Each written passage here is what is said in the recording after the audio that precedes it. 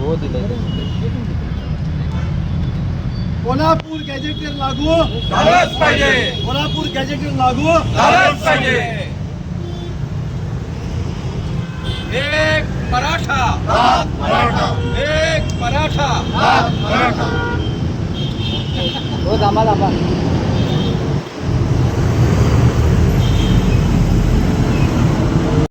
प्रथम कोल्हापुरात गोलमेज परिषद झाली. त्याच दिवशी ती पोपट एक घटना घडली आणि खऱ्या अर्थानं मराठा आरक्षणाला सुरुवात झाली.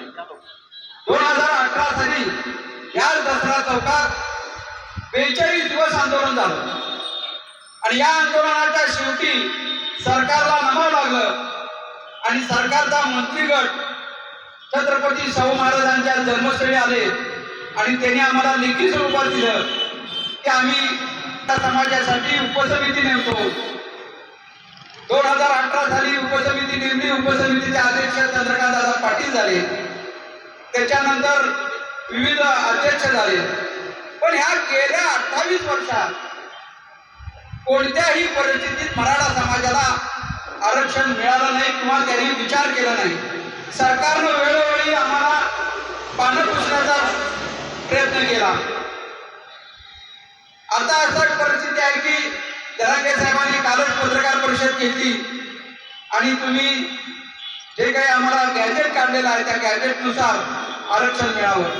50 लाखाची नोंद आहे म्हणतात, पण त्याची व्हॅलिडिटी होत नाही. याचं दुर्दैव आहे. सातारा गॅजेटचा विचार होतोय, पण कोल्हापूरच्या गॅजेटचा विचार का होत नाही? यासाठी कोल्हापूरचे महाराजांचे वंशज छत्रपती शाहू महाराज आज आपल्या ठिकाणी आलेले आहेत आणि आमच्या सर्वांचं मत लागू होण्यासाठी माननीय मुख्यमंत्री, उपमुख्यमंत्री एकनाथजी शिंदे आणि दुसऱ्या सुनेत्रा वहिनी यांना आज ईमेलद्वारे कळवलेलं आहे की कोल्हापूर गॅजेट का लागू होत नाही, का लागू झालं पाहिजे, त्याचे पुरावे काय, हे ॲडव्होकेट बाबा इंदुरकरांना सविस्तर अभ्यासपूर्वक निवेदन करून दिलेलं आहे. त्याचा मेल आज माननीय मुख्यमंत्र्याला पोहोचलेला आहे. जर का या कोल्हापूर गॅजेटचा उल्लेख झाला नाही संपूर्ण गॅजेटमध्ये त्या आरक्षणामध्ये आणि याचं शासन परिपत्रक जर निघालं नाही तर कोल्हापुरात तीव्र असं आंदोलन उभा केलं जाईल, याची शासनानं दखल घ्यावी. मग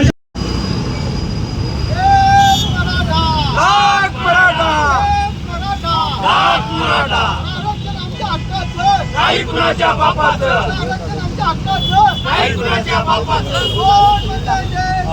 घेतल्याशिवाय राहत नाही, घेतल्याशिवाय राहत नाही.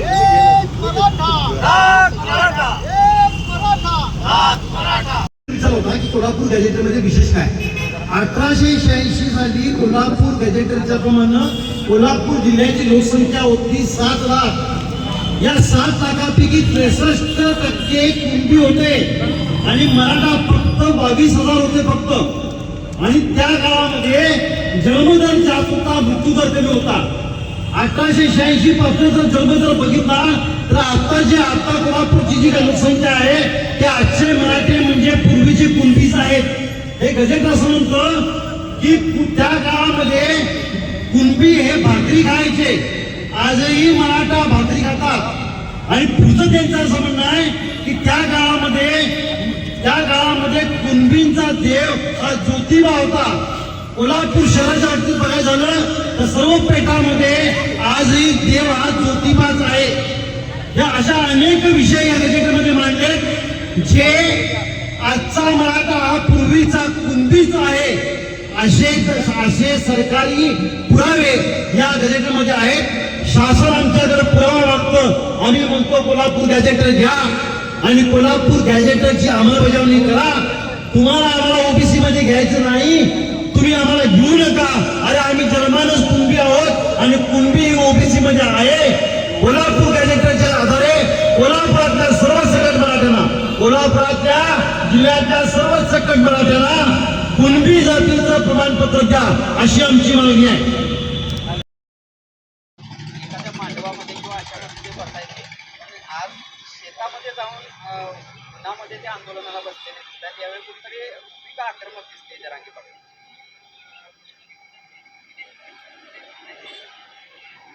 भूमिका आक्रमकच असली पाहिजे आणि ती उन्हात बसेल तर आपणही सगळे उन्हात बसलोय त्यात काय फरक नाही. शेतकरी म्हटलं तर तो ऊन पाणी त्याला काही फरक पडत नाही.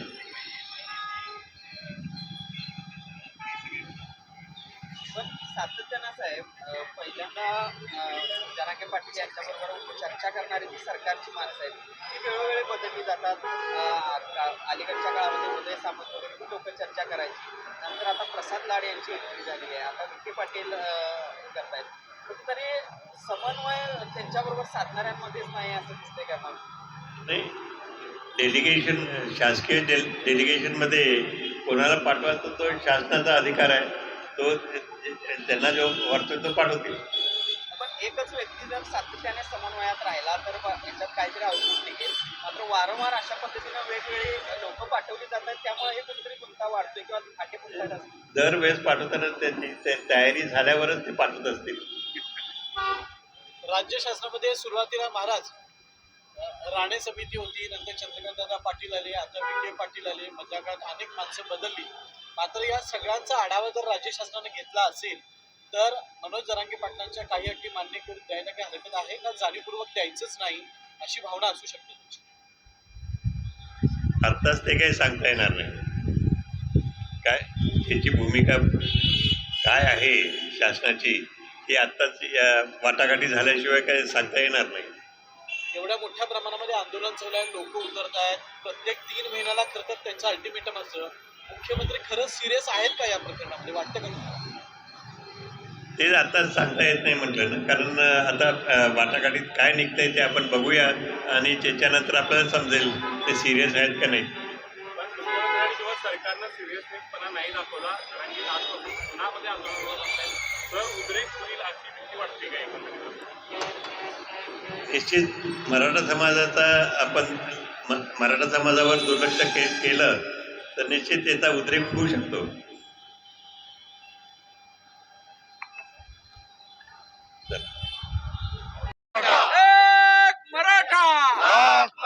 Kolhapur gazetteer Kolhapur gazetteer Kolhapur gazetteer. अरे आजचा मराठा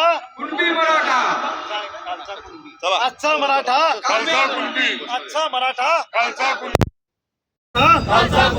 आजचा मराठा कोल्हापूर गॅजेटचा अंमल झालाच पाहिजे. कोल्हापूर गॅजेटचा अंमल कोल्हापूर गॅजेटचा अंमल